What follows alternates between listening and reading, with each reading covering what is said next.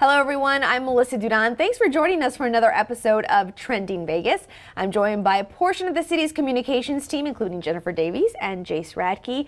And our special guest today is Nikki Bowers, the newest member of our communications team. Thank you for being here. Thank you for having me. So we stole you from Channel 8, and you've actually been on Trending Vegas before. I have. It was about maybe 4 years ago, and I had a great time when I was on here. So I should have known then I was going to come over here one day.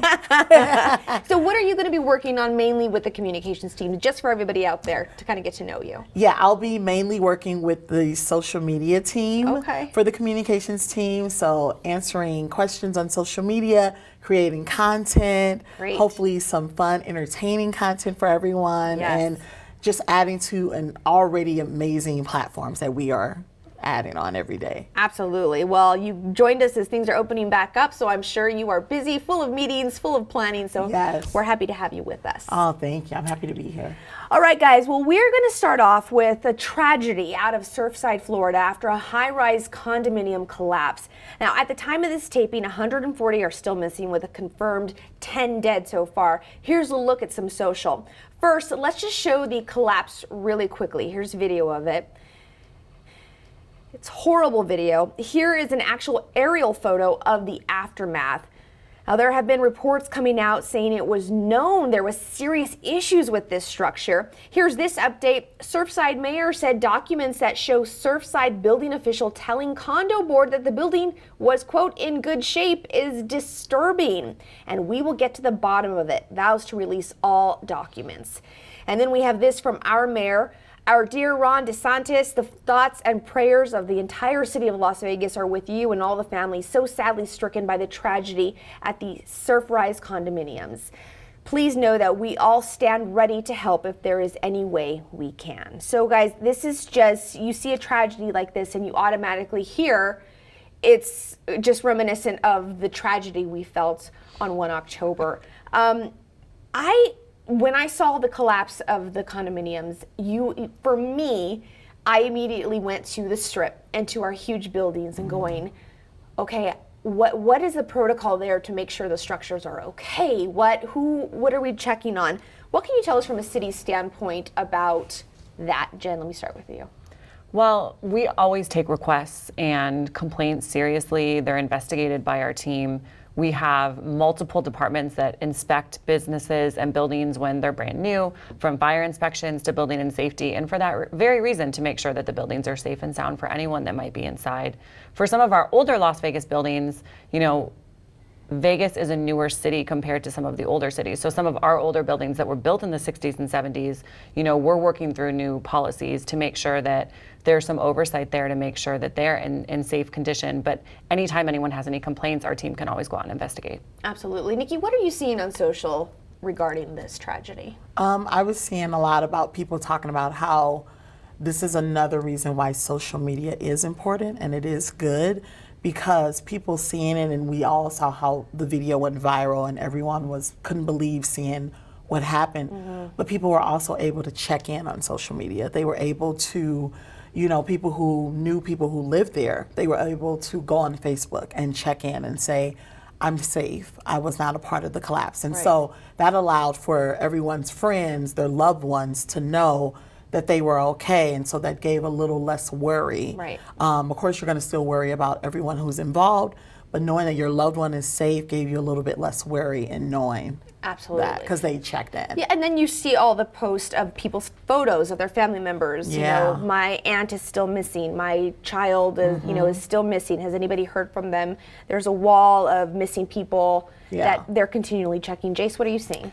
Yeah, I mean, it's kind of the same thing as Nikki was saying, that you can use social media in an emergency, especially government agencies, to help reconnect people and get the word out on, where the staging area is, where you need to go for a family reunion center, and we, as you mentioned, saw that firsthand during October 1, and it's sad that, we all now these days have these touchstones where you see a tragedy like this and it just reminds you of like, oh yeah, and this was ours. Orlando, I'm sure, has the same thing with Pulse. And, so it's just it's sad, it's sad, but hopefully people can use the social media to help as much as they can. It's just a reminder also of how valuable life is and how you have to really treasure every moment. If you're fighting with someone, resolve it, talk it out. You just never know when it's going to happen.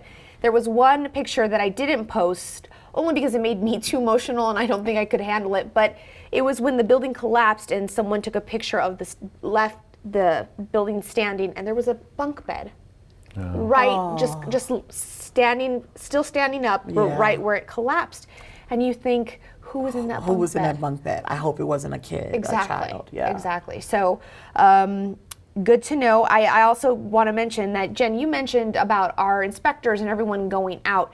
How crazy is it now? You know, a lot of people, I'm sure you guys get complaints about the inspectors are taking too long, or they're not approving this, or they're not approving that. There is a reason they're not going to approve just because you're on a timeline. Is that fair to say? Fair to say. And I think you have to remember that these inspectors are really looking to preserve human life. So things that we think are silly are a fire hazard, if the electrical is not done right. And that's their job, to make sure that anything that is given a license has been checked out to make sure everyone stays safe inside. Absolutely. Something definitely to remember. All right, guys, let's go ahead and completely switch gears here and turn to Southern Nevada. Some big news coming from the Strip as Resorts World Las Vegas opens its doors. It was quite the show, and it's a property that is getting tons of attention. First, this post from Resorts World gives you all an inside look at their opening night.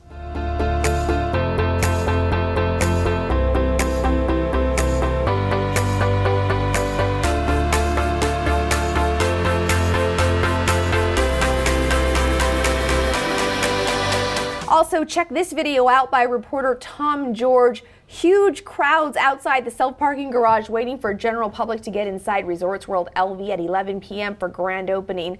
First new resort on the Las Vegas Strip in a decade. Now, here are some more pictures of the property itself. And then there is this tweet from Circa Las Vegas. Now it's our turn. Congratulations, Resorts World LV. Welcome to the best city on earth. I actually got to go to the opening. This place is massive. I could not get over how big it was. Really? Have you guys been inside at all? No. It felt like, you go into different casinos and you have the games on top of each other, very close to each other. But it just felt like this was more spread out. There was more room.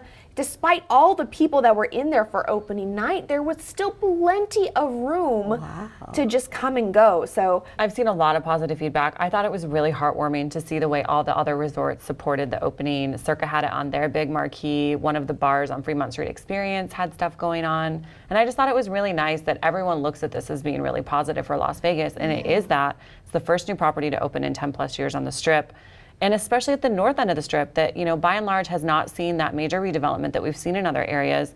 We're working on it with Las Vegas Boulevard construction to make it more of what you see now on Main Street in the Arts District, the way that has spurred development in the area. That's our hope with that construction project, to bring it down to the north end of the Strip too. The Strat has put a lot of money into their property. It's a really exciting place to be. So Resorts World is just going to help build that bridge from the excitement of the Strip and just continue it on down Las Vegas Boulevard to downtown. Yeah. Yeah, I mean, I just think you've seen a lot of coverage that we're back. This is just another sign that Vegas is back. There's always something coming up in Las Vegas, and whether it's a new resort or we just got the 2022 NHL All-Star Game. It's going to be the first season with fans for the Raiders. Right. So it just feels like this huge build of momentum for Las Vegas, and our visitor numbers are going up. So it's like, you know what?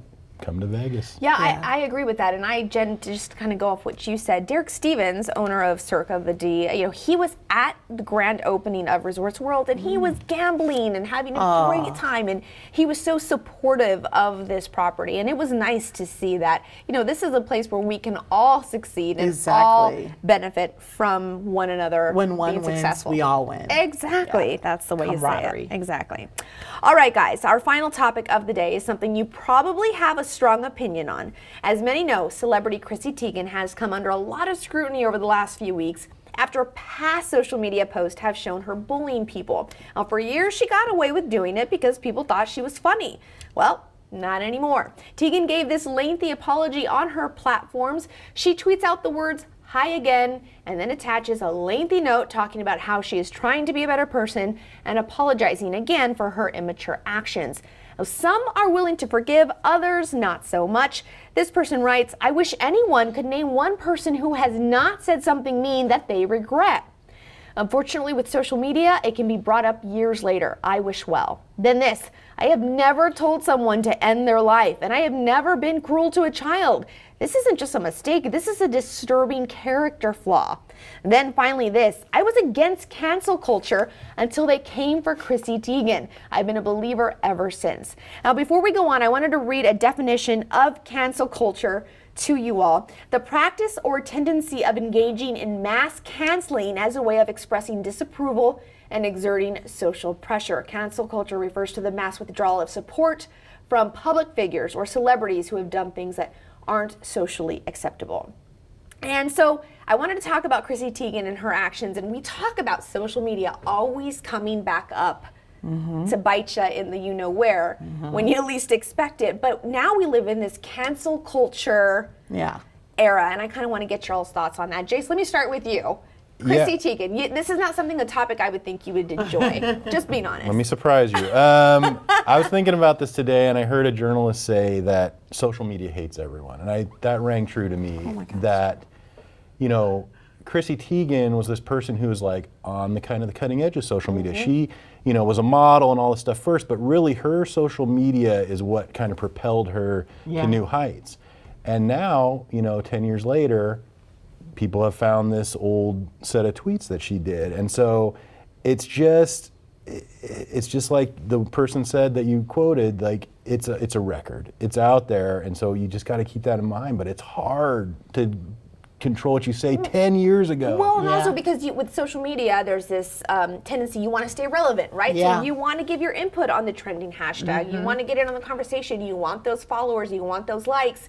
And sometimes you say things that, this will get someone's attention, but that very thing could bite you later on. Could come back. Yeah. Jen, what are you saying? I just think with the nature of being a celebrity now is incredibly different than it used to be because of social media. It's given us a look into who they maybe really are in a way that was more controllable before through very strict, media guidelines and PR reps that maybe would only give them, the media access in certain instances. And I think that we're really starting to see celebrities, as all humans are, as flawed.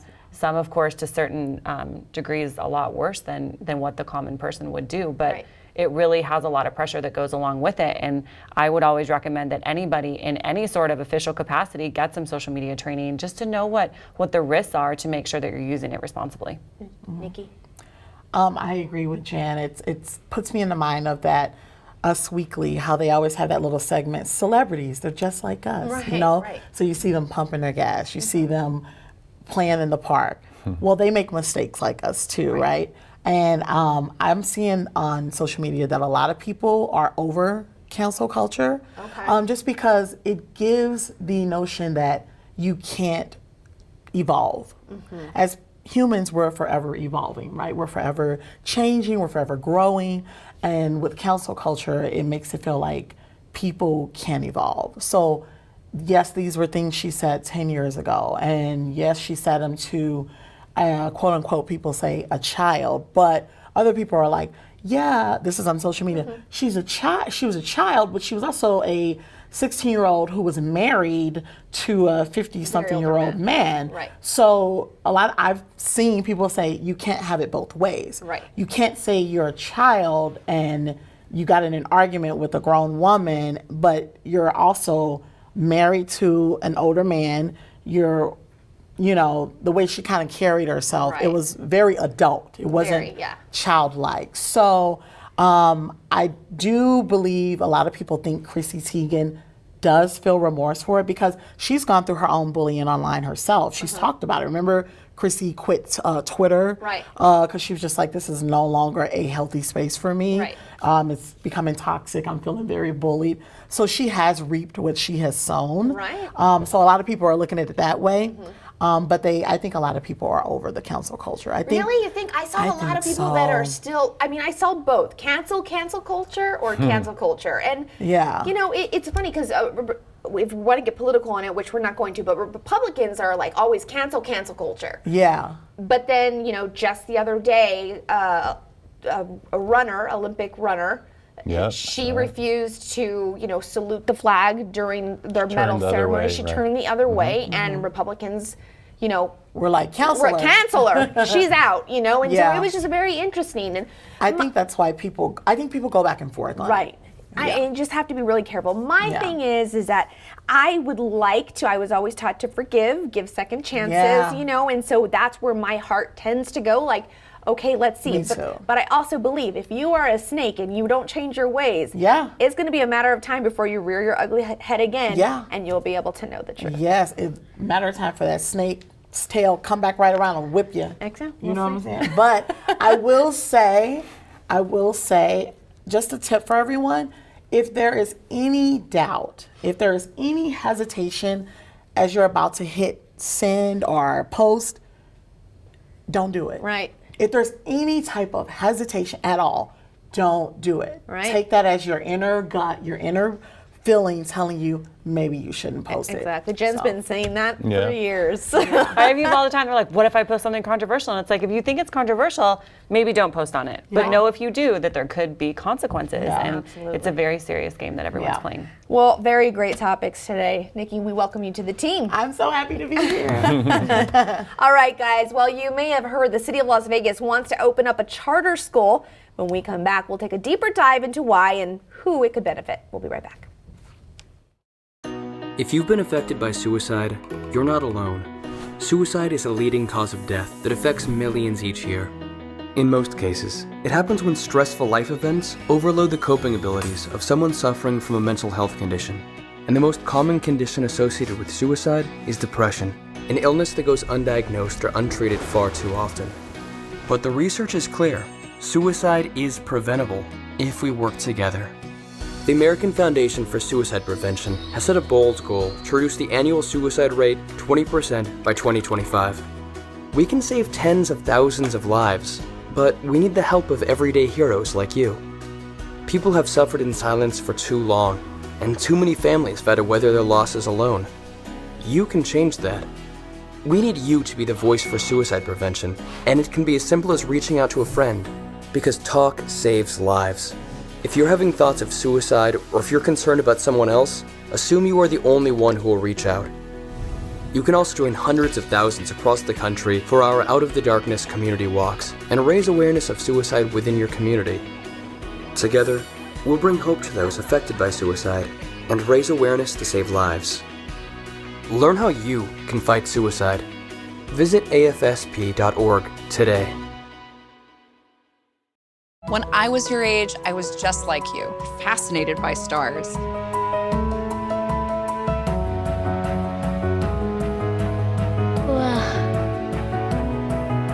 But now I get to search for life in the universe.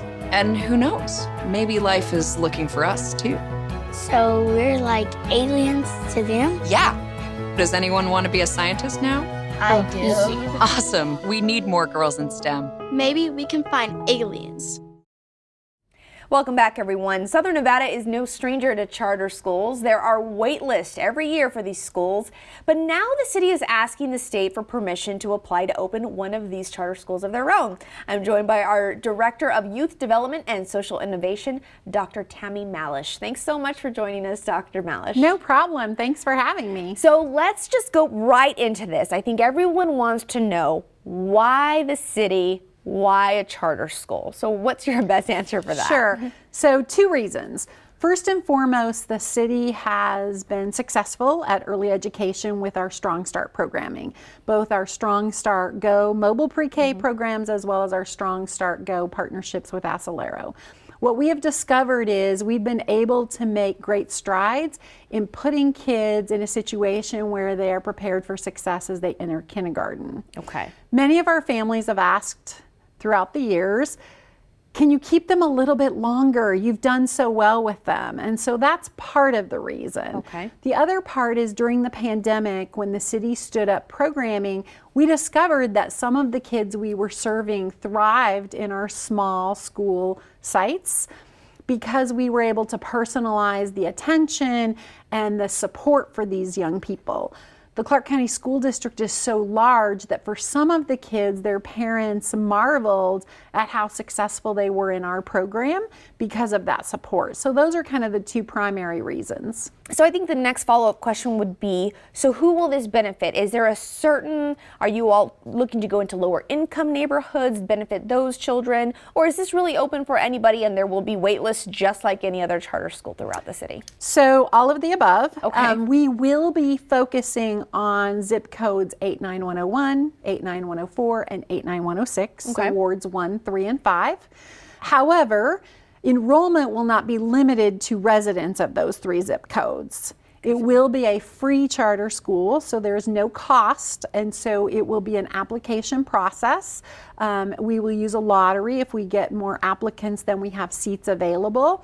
And we will have some priority preference enrollment for our young people who attend our Strong Start preschool program, because those are fully subsidized, and so they're geared towards serving low-income families. So just like almost like the other charter schools, when you have the sibling, Sure. you know, You get the if you're in preference. your sibling preference, they get first dibs type of situation. Absolutely. So let's talk a little bit about how the city would oversee it. Would Sure. you be working with a nonprofit, a board? How would that work? So the city, I will be serving as the liaison for the city of Las Vegas. Okay. The city, at our council meeting, last council meeting, they approved 2 things. One was bylaws to begin the process of applying for a nonprofit. Okay. The second was governing board members. So those 2 components will allow now the governing board to create the nonprofit with help from the city's legal team.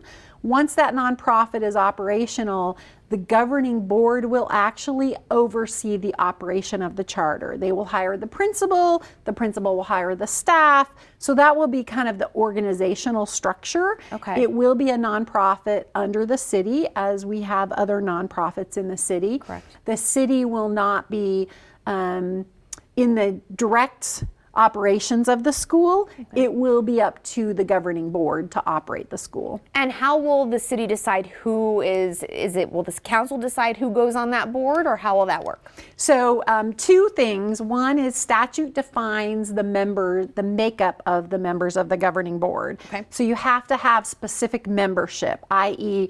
a current licensed teacher or a retired teacher who has an active license. One example. Okay. So within those required positions then, we assigned to 3 of our council members, Ward 1, 3, and 5, councilmen and women, because it will sit in their zip codes or in their wards. And then the mayor has a seat. Myself, our chief community services officer, and our city manager. So those are the 7 seats. Those names were recommended at last council meeting, and they were all approved. Okay, so let's talk about the charter school and what could be taught or offered at a charter school like this. You know, charter schools are known for different things. Some focus on science, some math. You know, what will this charter school have any special offerings for children?